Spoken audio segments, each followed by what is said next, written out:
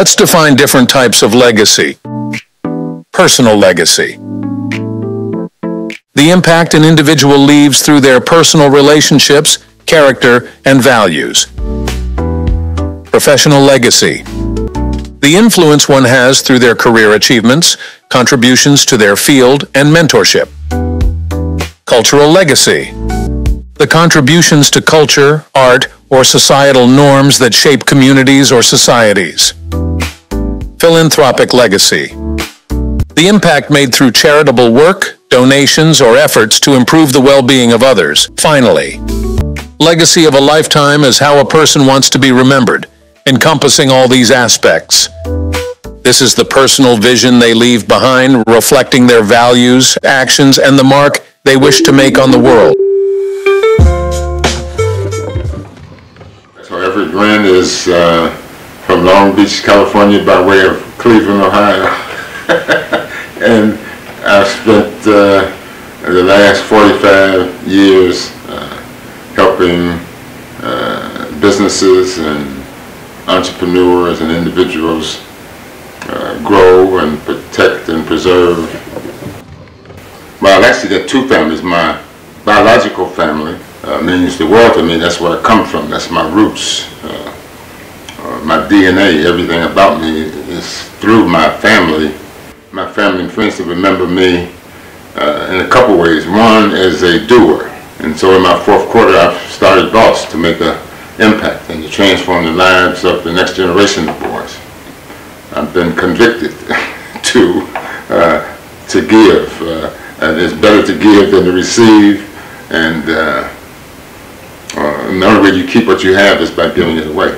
And that's what I want. Not making excuses. I mean, really developing a lifestyle that includes not making excuses, going the extra mile, developing a moral compass, understanding that failure is a prerequisite to success, have a high willingness to be teachable and coachable and be willing to accept change in my life. Those are the values that have moved me, and then to strive for mastery also. I've developed them over time. If I understood more about the moral compass when I was younger, I probably wouldn't have made some of the mistakes I made in my life. But it's a process that have had a profound impact on me. Would include, I guess the first one would have been in the 6th grade when I was selected for this enrichment program for inner city kids at Oberlin College.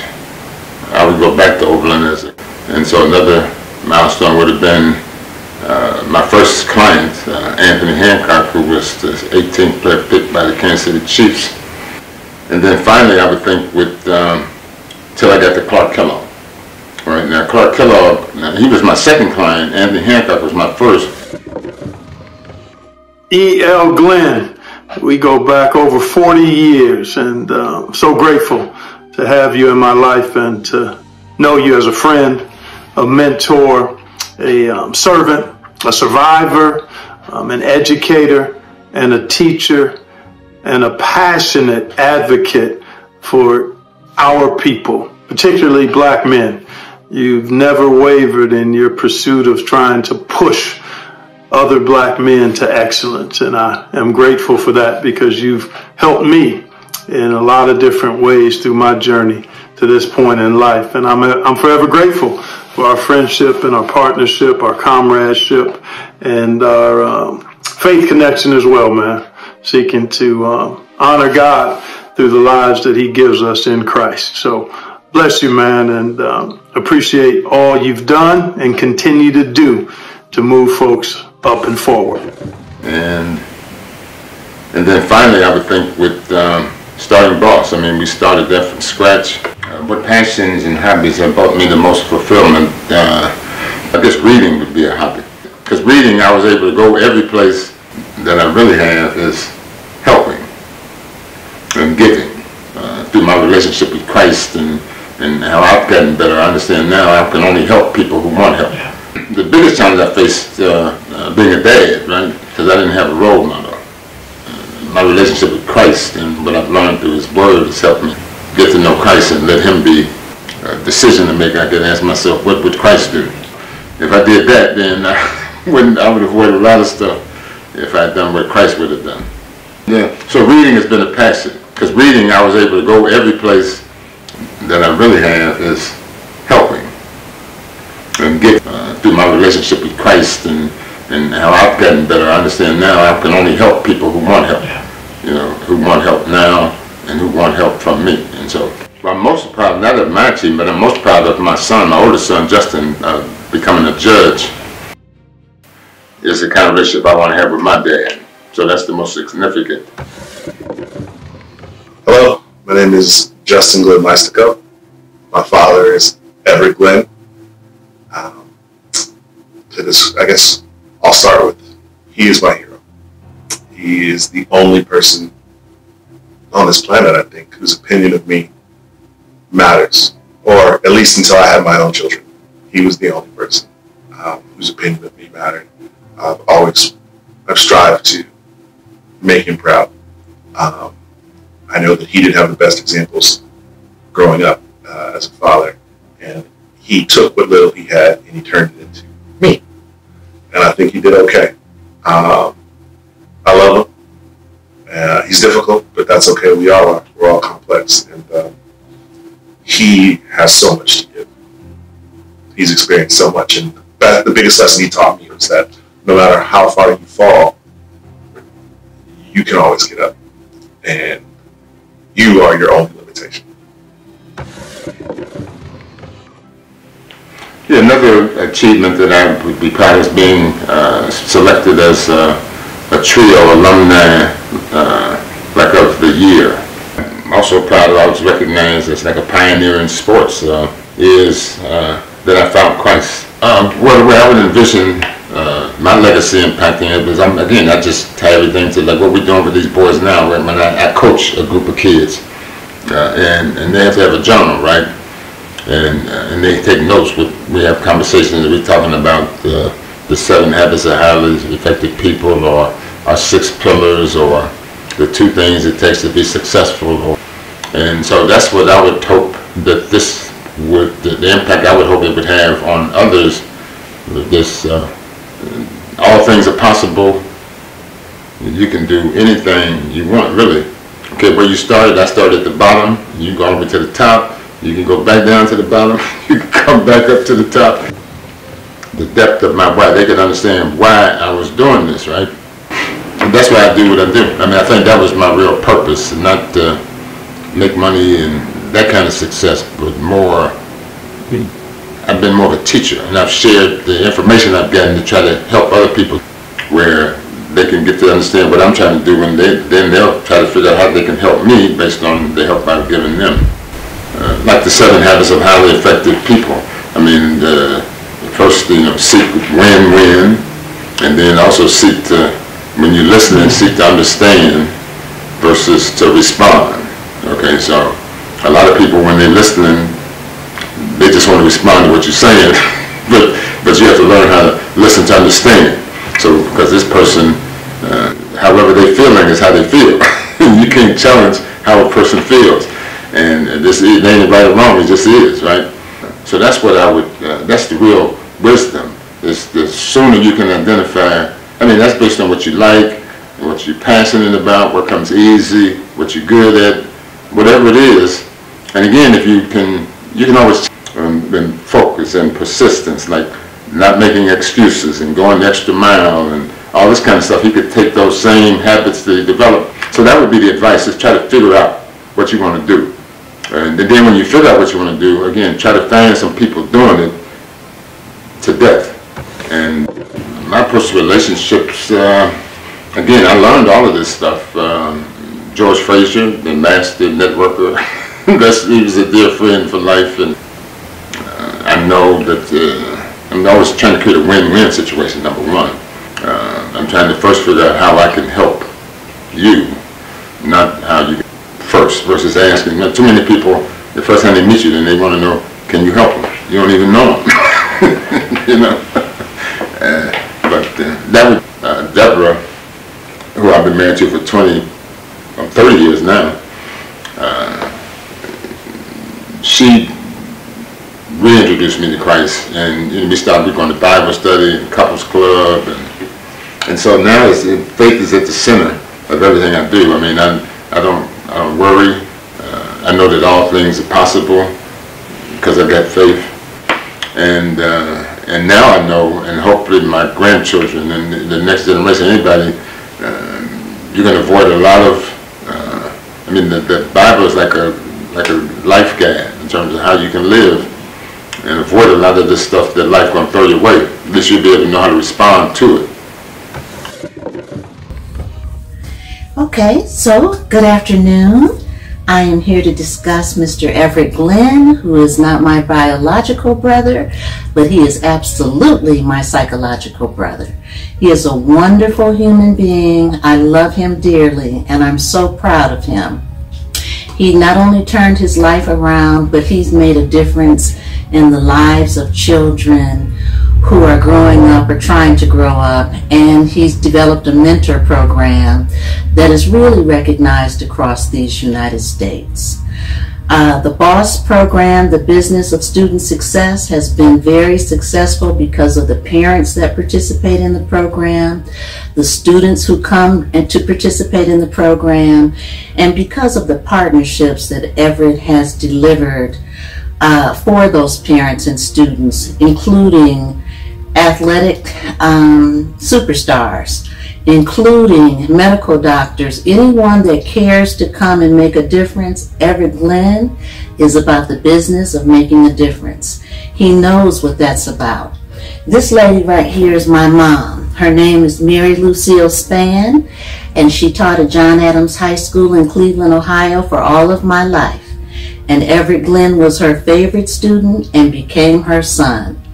He made her proud at every turn. Even when he made mistakes, he still made her proud because he grew from those mistakes.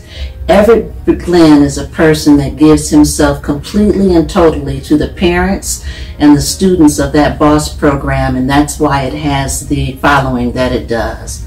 I am his sister forever. My name is Gail Greer. I love him forever, and I'm grateful to the families that have put this together in Everett's honor. Like Luther Vandross said, house is not a home. So we lived together, but it wasn't really, I mean, and then I was, in my family, I chose to do, I mean, I went to college. My brothers and sisters, they went to work after high school. And so, and then even like from the 6th grade on, I was like school year round and that kind of stuff. And so I was on a different path from my brothers and sisters, even as a youngster, right? And then Dad went around, he's alcoholic and he ain't never there. And then I had a glimpse of what it would look like with Miss Spann in terms of a family and eating dinner together and just doing stuff as a family. And so that's the special place for me as home. Because now, I mean, I've learned over the years how to turn a house into a home. You know, like what am I proud of or what kind of impact I thought about, because, you know, because these things happened some time ago. But today, for example, athletes are able to be compensated for their name, image, and likeness, even while in high school, right? And today, college athletes are able to transfer colleges without penalty, right? And today, even high-profile athletes are able to transfer schools for no reason at all, or just to try to improve their status, right? But, I mean, there was a time when none of this stuff was possible, and it was at that time that I helped, like an elite high school basketball player, one of the top recruits in the country for Louisville, who had been ruled ineligible because of benefits he received while he was in high school. And I was able to get him eligible to play at Louisville as a freshman. And there was also a time when the state 100 and 200 meter champion from Long Beach here, who was one of the top recruits in the country, who signed with USC, and then he participated in a one-week camp that they had before school starts, right? And then it turned out he was ultimately not cleared by the clearinghouse, so he was ineligible to enroll at USC. However, the NCAA and the Pac-12 rules they had at that time, his participation just in that 1 week camp, even though he never enrolled at USC, made him a transfer from USC. So when he wanted to go to Oregon, his second school, then he had to get permission from USC because he's transferring from there. And not only that, but the transfer rules applied. And NCAA transfer rules back at the time, now you can do whatever you want to do. But back then, you had to sit out a year if you transferred. And then the conferences are able to have rules that are more strict than the NCAA rules. They can't be more lenient, but they can be more strict. So in the Pac-12 conference, not only did you have to sit out the year, but you lost the year. And you couldn't get athletically related financial aid, right? Which means you can't go to school. And I was able to get a kid able to transfer in a conference from USC to Oregon with immediate eligibility. And then finally, there was a young lady at the University of Tennessee who was the female freshman track athlete of the year in the Southeast Conference. So she was a big-time athlete, and she had transferred to USC. And Tennessee had this rule they called the Pat Summitt rule that made it harder for female athletes to transfer versus men, notwithstanding Title IX, which was designed to protect women and to make things equal. But the women at Tennessee actually passed this Pat Summitt rule that made it harder to transfer. And I was able to get Nia Ali, again, immediate eligibility at USC, financial aid. She went on to compete in the Olympics, which she probably wouldn't have been able to do had she not been able to continue her track at USC. I also wrote articles for the Huffington Post, right, where I coined the phrase, the intersection of race and sport and money, including articles like the real March Madness, which is not the fact that they play, a gang of games in 2 weeks and they make, billions of dollars in that 2-week period. The real March Madness is the fact that if you look at those 64 teams, 90% of them plus are going to be black athletes, and the graduation rate is going to be less than 30% for them athletes, and they're not going to get paid nothing, but they played. And so that was then, and now they get paid even to sign their name to go to a college. So I was able to do stuff for student athletes at a time when it wasn't permissible. I was writing about this stuff at a time when it wasn't permissible, and I think some of this led to the current rules today, which make all this stuff permissible. Okay. So the point of all of this is, not only could some people consider me the father of NIL, but because I was ahead of the curve then, I'm ahead of the curve now in terms of how to really take advantage of NIL, right? And not let NIL become your reason for everything, but it's got to be strategic. I mean, you got to consider, the pluses and minuses, and you can't just be making decisions based on a few dollars they will give you, when you have to consider, your future. I mean, is this the right school for you education-wise? Do they have your major? Do they have an alumni support network? All that kind of stuff. You just try to go get paid some money that you're going to spend, before the semester's over, then you're not really taking advantage of these rules. So there's got to be some strategy, there's got to be some planning. And just like when I'm representing pro athletes, for example, and in terms of getting marketing, the first thing I would do is to identify the biggest nonprofit in the city where the kid is going to play, right? It may be the Heart Association or the Cancer Society, something like that. And the reason behind that is because I know that this is all the CEOs and senior VPs of all the companies that are local to that city.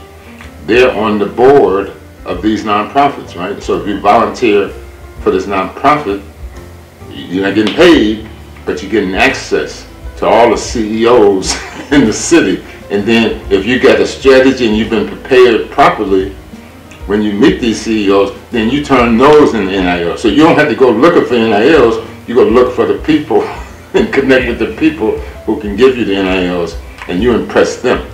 Because like one of my mentors shared with me years ago, George Frazier. It's not what you know, and it's not even who you know, but it's what they think about you, right? So if you can go make an impression on these people, and I did it even for Willie Gault. Willie Gault, we went to, when he was a rookie, before he played his first game, they used to do these Monday Night Football deals, right, where you're, like one of the athletes shows up at the bar, and they pay him, you know, and he answers questions and all that kind of stuff at halftime. So we asked around, and we wanted to find out where it was like the biggest crowd on Monday night in Chicago. And it was a bar that Walter Payton had been going to, right? And they were paying Walter Payton. So we called that bar and we said, look, we'll come for free, right? We don't even need no money. He just signed the richest contract in the history for a wide receiver. So he don't need $5,000 to show up at this bar. But what we want to do is we want to meet people, right? So we went there for free. And the first person came up to Willie Gault after they heard him talk was the CEO of Ambassador Office Equipment, right? And that led to tens of thousands of dollars in endorsements from Ambassador Office Equipment, from Sara Lee, and all kind of folk. BW Oil, just because he went there and he met these people. And so rather than chasing NILs, what I would suggest guys do is work on themselves so that when they get in front of people, they can impress those people. And if they get stats and other things that warrant it, the people will offer them NIL. They don't have to ask for them. Right now they're going around, you know, like prostitutes almost, just trying to get paid from however they can, from whoever will pay them. It's insanity.